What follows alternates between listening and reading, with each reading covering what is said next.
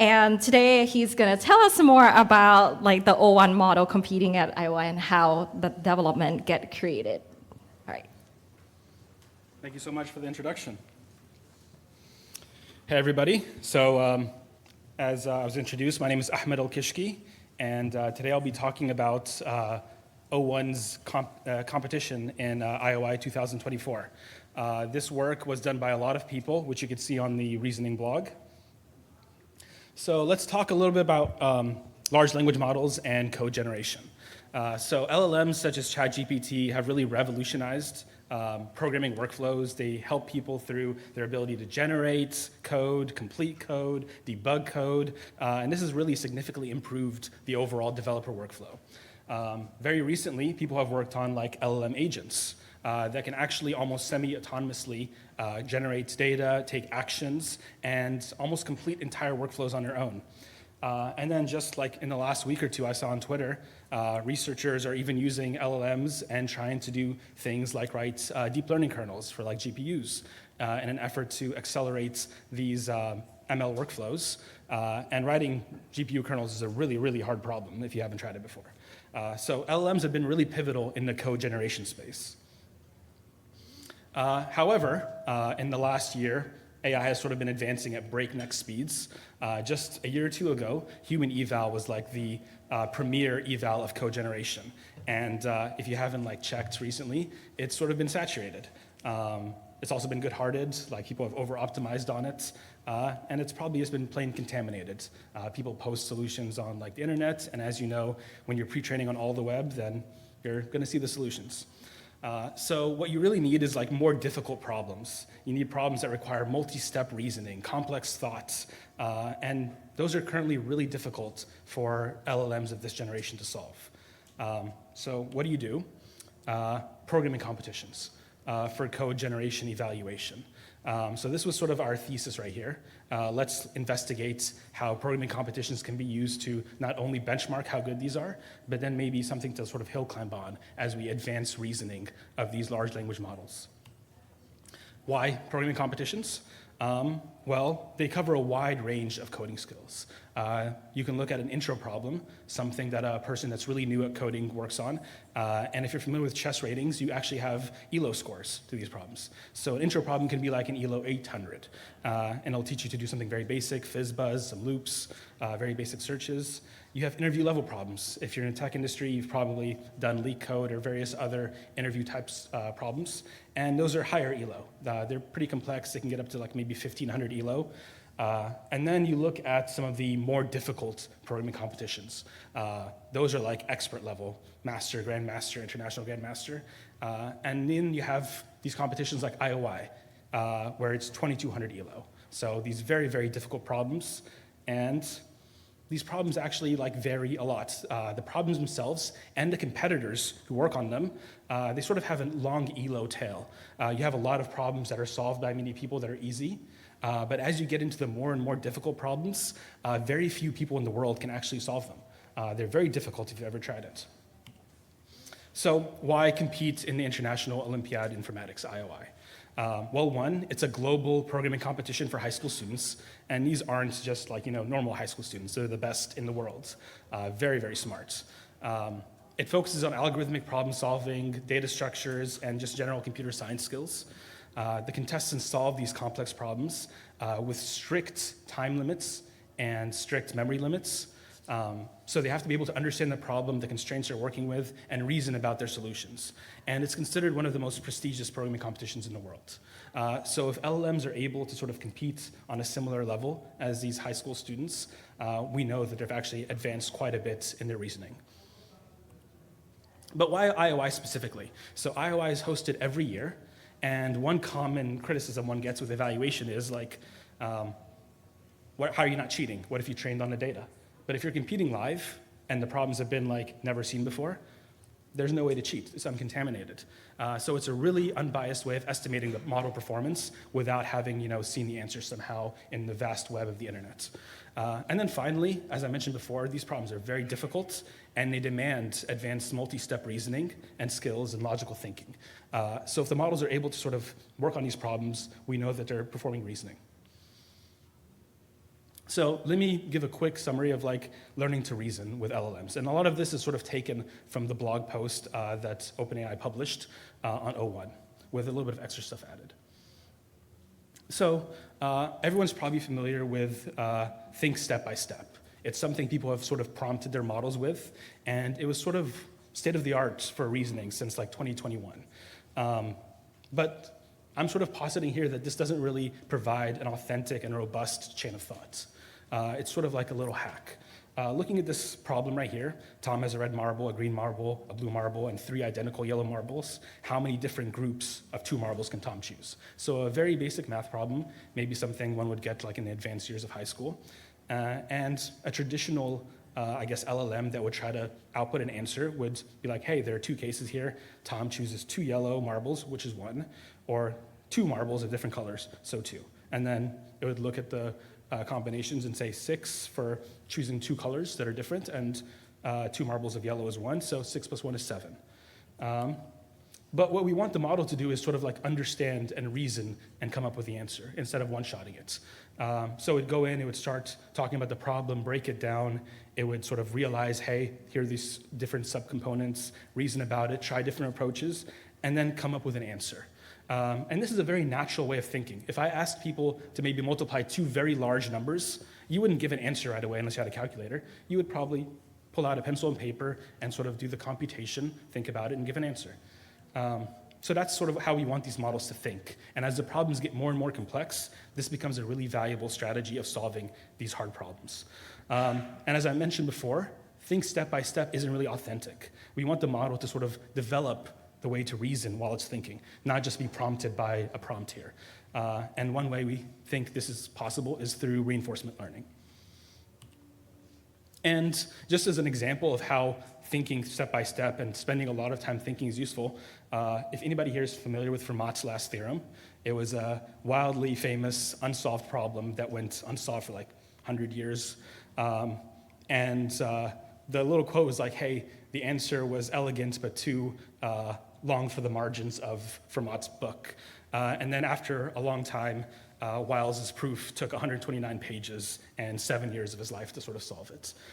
So this is an example of sort of spending test time compute and reasoning over a long period of time to solve very difficult problems. And so what did OpenAI do? They trained OpenAI O1, which was a new large language model, and the main idea was it thinks before it answers. It produces a long inner monologue, an inner chain of thought, before it actually responds to the user. It's trained with a large-scale reinforcement learning algorithm that teaches the model how to think productively, so not just prompted, think step by step, and a highly data-efficient training process. So how are the chains of thought sort of different from like normal chains of thought, from like think step by step? It's a lot longer. The longer it thinks, the harder the problems it can solve. They're higher quality than via prompting.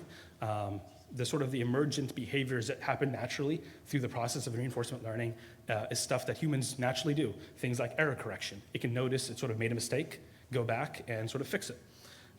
It can sort of investigate multiple strategies within its chain of thought. It'll try one approach and be like, okay, this is a dead end.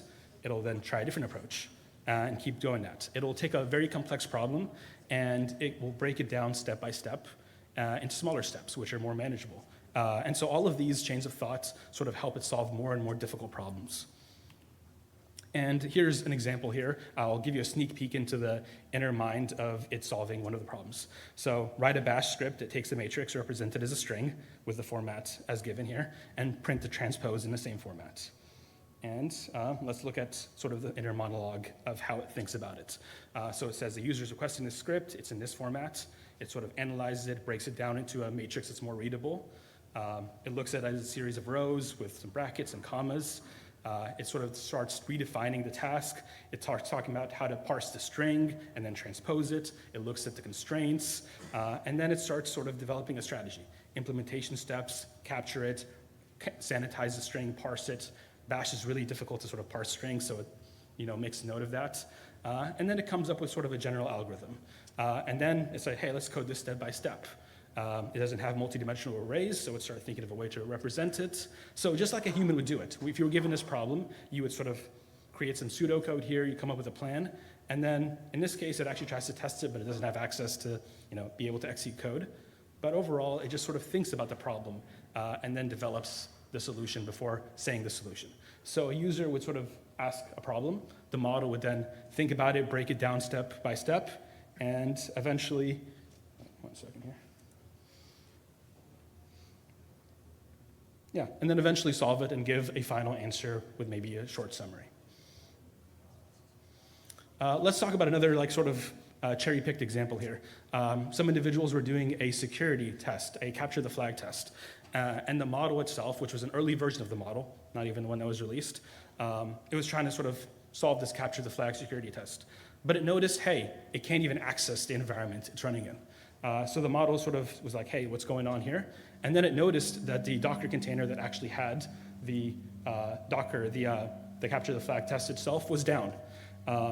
But it noticed that a certain port was accessible. So the model noticed that it couldn't solve the challenge. It tried to restart the port on its own, start the Docker image, failed at doing that, and was like, hey, I can just make a new one. And upon making a new one, I can just print the answer. And so to sort of get to that situation where you're like, hey, this test is unsolvable, wait a second, I can sort of see it. Let's sort of do this on my own, restart a new one, and print the answer. That involves sort of reasoning beyond solving a standard challenge. So basically the idea here is that as the model learns to reason, it can sort of come across new situations that are out of distribution and hopefully be able to solve them. And this is sort of where we think reasoning can help. There are a variety of different tasks that people want to use large language models to solve. And as the model gets better and better at reasoning, it can sort of solve a variety of new tasks. So OpenAI evaluated the O1 model on a variety of very difficult tasks. Amy is one of the premier math competitions for high schoolers in the US. And you can see GPT-4o doesn't really do that well. O1 Preview, which was an early model that was released a few months ago, did miles better, 56%. And O1 basically was able to sort of qualify.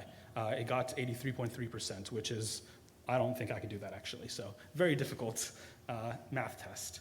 Codeforces is one of the premier coding competitions on the internet. And as you can see here, the people that compete in Codeforces are already sort of the best at competitive programming. GPT-4o is 11%, which is already pretty good considering it's a self-selected group. But O1 Preview was 62%. And O1 was an astonishing better than 89% of all contestants on the website. For PhD level science questions, O1 essentially beat human experts, so fellow PhD students on that specific domain. So training via this reinforcement learning massively improved the reasoning capabilities of the model. And it led to some interesting sort of scaling laws. So people have already seen different scaling laws related to pre-training, and very similar to that during training in RL, as you throw more and more train time compute, you get better and better performance. So very analogous to the training during pre-training, and you can see more detail here on the blog, Learning to Reason with LLMs. But the surprising one was sort of scaling test time compute.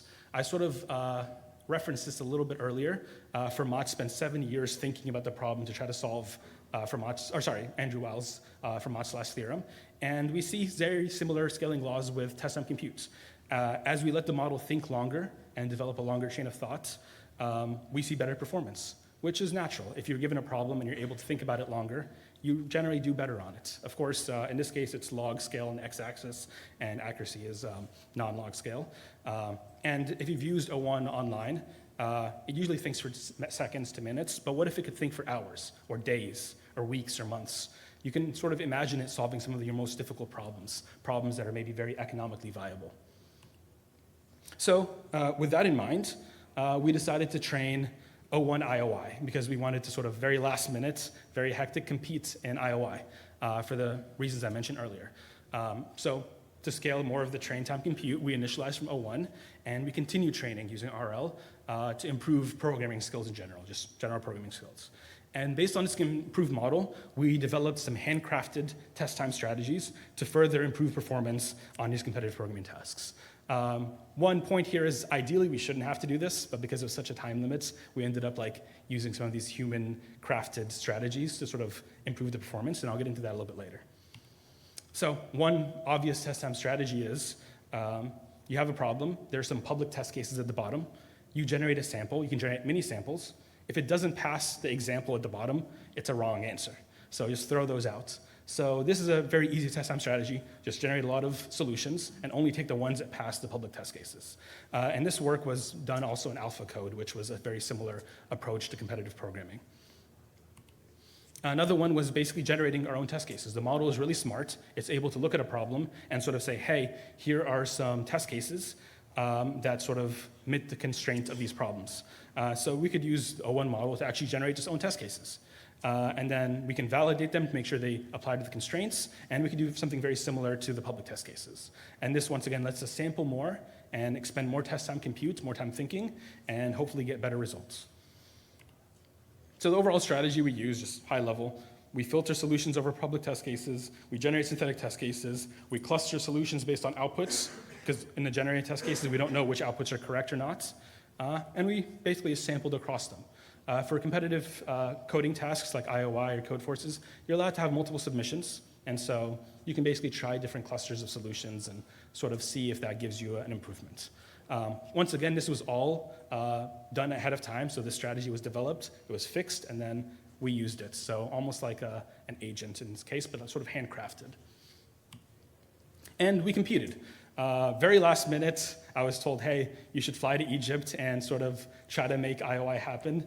And we tried it. It was 10 problems, 6 algorithmic problems. We tried to basically be as adherent to the rules of the competition as possible, which meant that we had 50 submissions per problem. We had specific 10 hours, 5 and 5 hours. And the model itself, under these exact competition constraints, same testing environments, scored 213 points and ranked in the 49th percentile in the overall competition, which is overall pretty good considering these are the best high schoolers in the world, just a couple of hundred, and incredibly brilliant. We wanted to sort of see what the limit was, like if we actually sampled more and submitted more, if the model was even able to get the correct answer. So we relaxed one of the competition rules. We let it submit 10,000 times, and we used the same thing, and under that condition, it was actually able to get a gold medal. Once again, not a fair comparison, but we wanted to see what the capability of the model was, if it could actually even get the correct solution, and if we could sort of select it using our test time strategy. So that was the result here in IOI. And here's actually one example of the problem from the competition.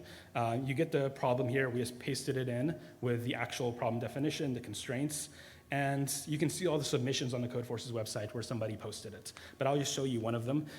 Written in C++, the model itself writes very modular code, a few comments in there, all C++, all optimized, because it knows, hey, it has certain time constraints. It has certain constraints that maybe this language is the best for. And it was able to sort of write a fully fledged solution, 160 lines of very optimized C++ code. And it did so for all the problems that we sort of applied the model to, all 10 competition problems. Finally, we wanted to evaluate it on another data set. So we took Codeforces from a chunk of Codeforces problems that the model basically could not have seen ever, even during pre-training, because it was from a future chunk. And we wanted to see how well it stacked up against fellow competitors. Okay, so here you can see it's the ELO score gets really, really high. It goes, GPT-4o was about 800 ELO, which is sort of noob. And as we apply our test time strategies, it gets all the way up to 2200 ELO, which is very, very high. So that's the overall attempt at IOI. We basically scaled test time computes. We scaled training for programming. There's some promising directions here. We basically just did it for programming competitions, but there are a wide variety of tasks that can benefit from reasoning. Expending test time compute via change of thought is an orthogonal axis where it can sort of be scaled to solve difficult problems. And as I mentioned before, we sort of handcrafted these test time strategies of solving the public test case, of creating our own. But the model should be able to do that on its own. So if we had more time, the model should be able to come up with these strategies on its own. And sort of we just give it the problem and it figures it out, expending as much compute as it needs to, thinking for potentially hours or even longer. And that's it. Thank you so much for having me. Any questions?